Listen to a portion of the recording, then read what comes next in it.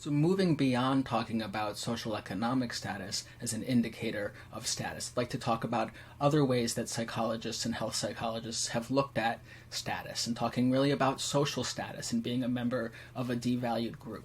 And so this is where we're going to be talking about the literature on stigma and health. And so first, before going into that, I want to define stigma for you.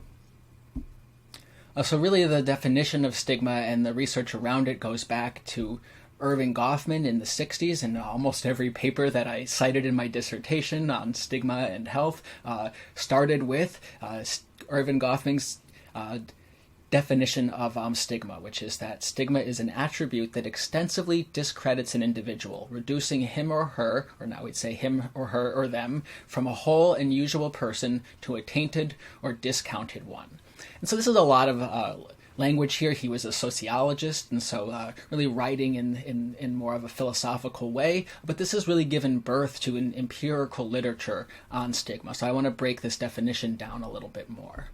And so really this stigma creates what he calls this spoiled identity, and what he means by that is by nature of being a member of this group that is stigmatized, that is devalued in some way, makes you then overall devalued because of that, right? And so when people are viewing you through the lens of that stigmatized group membership, they don't really see any other part of you, right? It really spoils the rest of your identity, and they don't see you as a person, and they don't see those other aspects of you, right? What they see is that thing that makes you a stigmatized person, right? Whether that's having a physical disability, being a member, again, of a racialized group, being visibly queer in some way. This could, in the eyes of someone who sees that as devalued, spoils your identity, right? They're not interested in other aspects of you when they see you as a member of this group and have a negative attitude towards that group. And so this is what they mean by engulfs the person's identity, right? It really is seen as the overarching key aspect of that person by people who devalue that group. Right, so you can see this aspect of stigma coming out in public health campaigns that really, so this is one example, this comes from a little while ago, but this is giving an example of what they're calling for in this ad is to, not see a person just as their mental illness diagnosis, right? We have a lot of stigma towards mental illness. Really, people see it as a devalued identity, and then often we'll see the person in terms of that, and so they're saying, don't see me as, my disorder, see me as a person who likes horses and is a good reader, writes poetry, is a leader, right? And what we see here is the fact that we don't usually do this for people is that stigmatizing aspect, the fact that we let it engulf people's identity, right? We might see them as a disabled person or a mentally ill person rather than, a person with a mental illness. And this also really underlies that person first language that we are pushing for now in a lot of communities that are stigmatized, because this might seem like a silly linguistic thing, but this is really an important way that we can shift people from seeing the person as that one aspect of their identity and see them as a more full person. And this does reduce stigma. This does reduce negative attitudes towards people. And here's another more modern example that I found recently, and this is doing the same thing, right? It's a person with HIV. It's those who are living with HIV, right? So they're giving all these other identities that this person has, right? So certainly they have HIV, they're a person with that, but they also have a strong heart and soul. They're able to perform all these tasks. They're a successful student and employee, and so this is an attempt to fight that stigma by showing again that these are real people, right? There are more than just that diagnosis or that group membership. To give this sort of updated main definition of stigma, I had, I guess I should say, the privilege of studying under Dr. Major at UCSB, and she's really one of the main researchers who does work on stigma, written a lot of the foundational articles on that. And so they build on Goffman's definition and talk about stigma as occurring when a person possesses, or at least is believed to possess by others, some attributes that mark them as different in some way and key piece are negatively stereotyped, right? So someone might be aware of your queer identity, but if they don't have negative stereotypes attached to that, then that's not going to lead to stigma. But if they see that identity, which marks you as different from the majority of society, as something that is negative, then that's going to lead to stigma. That's what stigma is, right? It's that negative attitude and thoughts about that group. And so it's associated with a lack of social power, right? So whether you're wherever you are on that SES ladder, that certainly gives you one type of power, that gives you some economic power, but there's also other types of social power, and your group membership can give you that. So this is a key part of the way that we look at stigma now. And so breaking this down further, right, we've sort of been talking about a few different identities, throwing out, mental illness, having a physical disability, being a member of a sexual or gender minority group, having a racialized identity. And so certainly, all of these things, all of these identities and groups are stigmatized in some way. They also vary in many different ways. And so people have really, and by people I mean researchers and theorists, have really been interested in trying to define what are the dimensions of stigma. Can we group these groups and identities in any meaningful way that helps us to disentangle the literature on how stigma impacts health and well-being? And so there's some different ways that researchers have tried to delineate these. Sorry, I'm going to get to that in a second. I forgot, but first I wanted to just give a few more key features of stigma. And first is that I've already been sort of saying this, but stigma it's really important to understand that it's a socially constructed thing, right? It's not that these groups are actually lower status in objective reality, but it's that because of our social culture, in some way they're seen as less than. It's not that they're actually less than, they're seen as less than. So I just want to make that clear. So it doesn't actually reside in the person, right? I'm not, right? So again, you could be identified as queer, and that doesn't make you necessarily, you're not the person who brings the stigma to the situation. It's the person viewing you, right? Stigma comes from the social context, and so you may not be stigmatized in every type of context, right? There might be contexts in which that's really valued, right? I went to an undergraduate institution where about 30% of students are queer in some way, and so that was a very highly valued identity there. But in other contexts, that might be really devalued identity. And so this is what we mean by stigma doesn't reside in the person. You could be in different situations and be stigmatized or not stigmatized, but it comes from the social or the relational context, either from a group of people or in an experience where you're interacting with one person. And it's about the way that that person views you and your group membership.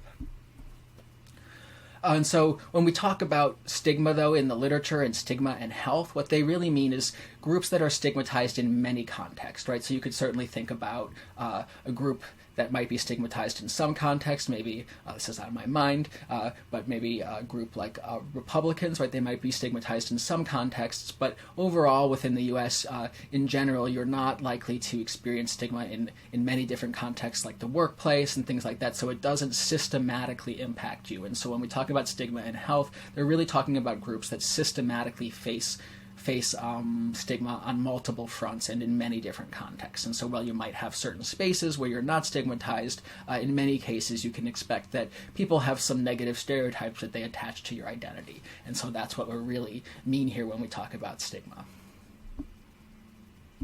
And those are the ones that unfortunately have negative health outcomes. And so, as I was saying before, we're going to break down these different types of stigma, and researchers are really interested in delineating and grouping all these different identities into different types and trying to see how having a different type of stigma could differentially lead to different health outcomes, and what are the mechanisms that lead to health outcomes, and whether those differ for different groups. So going back again to Goffman, he was the first to try to really break these down, and he broke them down into three categories. First, what he called tribal stigmas. And what he meant there is that he meant things that are based on what he called an inherited group membership. And what I mean there by inherited, and why it's in quotes, is that it's not a genetic inheritance, but things that are passed down within family units and within social groups, right? And so certainly you don't inherit your religion, but people are, much more likely to be the religion that their family is than a different one. So this is something that's passed down in tribes, and that's the word he's using here. So he's talking about them as tribal stigmas, things that are about that group membership that are passed down, and they could be a genetic thing, right? So certainly, being a member of a racial group, that's passed down in genetics, but it's also a cultural thing as well, right? It's definitely more than just the color of your skin. There is a culture there that's also stigmatized, and so this is what he means by a tribal stigma, something that's passed down within a family unit or a social group. And so, yeah, examples could be being a member of a racialized group or a religious group are some of those. He also talked about a second group called abominations of the body. This sounds horrible, but again, remember, this is a sociologist from the 60s, but this is an interesting way of breaking these down. And what he means here is things that in some way disfigure or physically mark the body. And so things that are really visible to others. And so these can be things that, like being a person in a wheelchair, being a burn victim, and he also would put overweight individuals here. This is something that marks your body as different in some way. And we're going to talk more about the specific category later in this lecture here as well.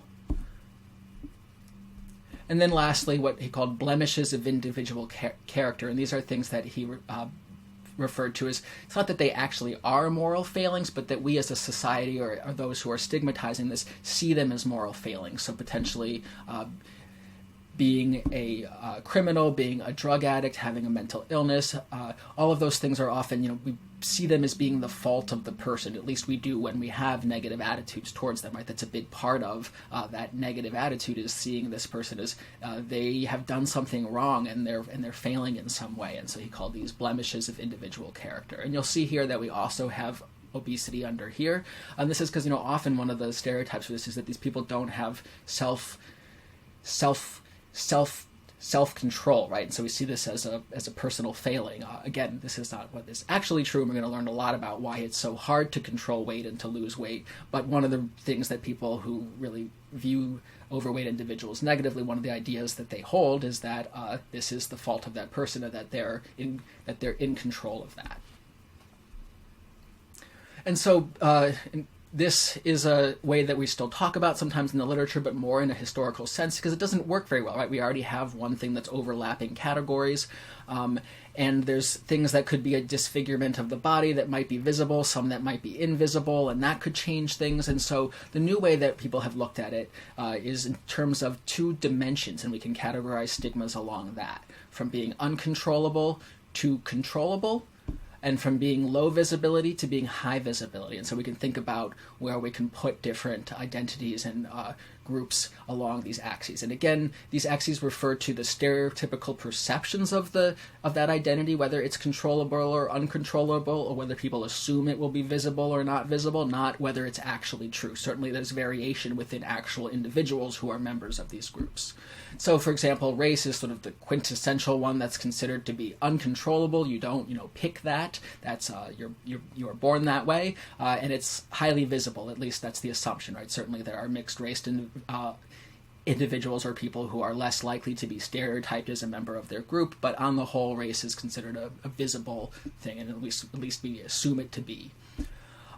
Obesity is considered to be high visibility, right? You can see that when you look at a person, and it's stereotyped as being a controllable thing, right? That you should, eat less and exercise more, and that will solve it. And again, we'll show that it's not that simple, but that's the assumption. HIV and AIDS, at least before you're extremely sick, would be something that would be low on this visibility. It's considered a concealable stigma. Usually you have to tell somebody that you have an HIV positive status, and something that's considered to be controllable. Again, that isn't usually true, but it's considered to arise, from unsafe sex or needle use, and so it's stereotyped in that way as being something that's the fault of the person, that you're unclean in some way. Sexual orientation is considered also to be low visibility because you can conceal that, right? We talk about coming out a lot, that you have to share that identity. Certainly there's ways in which we can make that visible, and it's more visible for some people, but again, we put it here. And this has shifted since I first taught this class. Usually I would put it, and when I first started teaching, we put it under the controllable, because that really was one of the main stereotypes towards it, that, people are morally failing, again, in some way, that they've chosen this terrible lifestyle. And certainly many people still do think that, but public opinion has really shifted drastically, and so now I would put it sort of moving towards this uncontrollable side. We We can put other things on here as well. Physical disabilities are assumed, again, to be highly visible, but that also ranges, right? And so researchers are often interested in, how is the experience different for someone with a visible physical disability versus an invisible one? And certainly those experiences are markedly different. And so this is why, it's important to think about not just are you a member of a stigmatized group, but what are the dimensions of that stigma and how do those impact your experience? Mental illness as well, we said, considered to be controllable and usually invisible, right? Something, again, you have to share with people, again, unless it's a really extreme case or you're having a particularly difficult time and people can see that. But often, again, that's not visible. So you can see this importance of the controllability, again, in these public health messages, right? So things that are trying to get people to change their attitudes about addiction is saying that it's not a choice, right? This is a disease. They're really trying to show that this is not something that people are in control of. And this really helps to change people's attitudes towards that and to reduce stigma. We also have that with other mental health issues. So like we would never hear snap out of it. It's just diabetes, but we do say things like that to people about depression. And then lastly, about the controllability, I think a big part of the shift in that recently for LGBTQ identities is really seeing that as not a controllable thing. We've really seen a shift to people seeing this as something that about the way that you're born, the whole born this way narrative, that this is something that people don't choose. And so individuals may have different narratives. I don't want to, put a narrative on anybody, but as a general public, we've started to think about this more as something that is an essential part of a person. It's an ingrained part of them, and not something that you can change or choose. And so this has been an important way in which stigma has been reduced due to this shift. I'm going to pause there.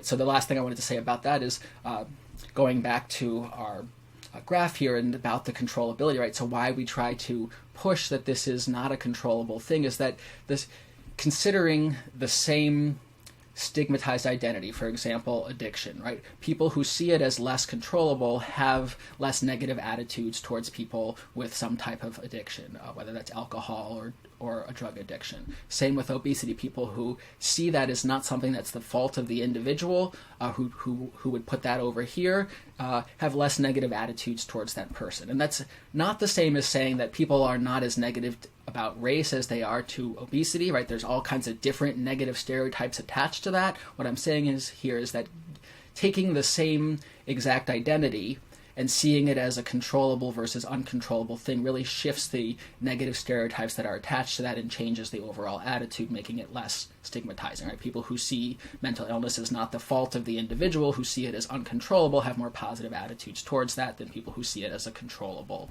thing. And so that's where I'd like to end this section, and we'll pick up with talking about the relation between stigma and health.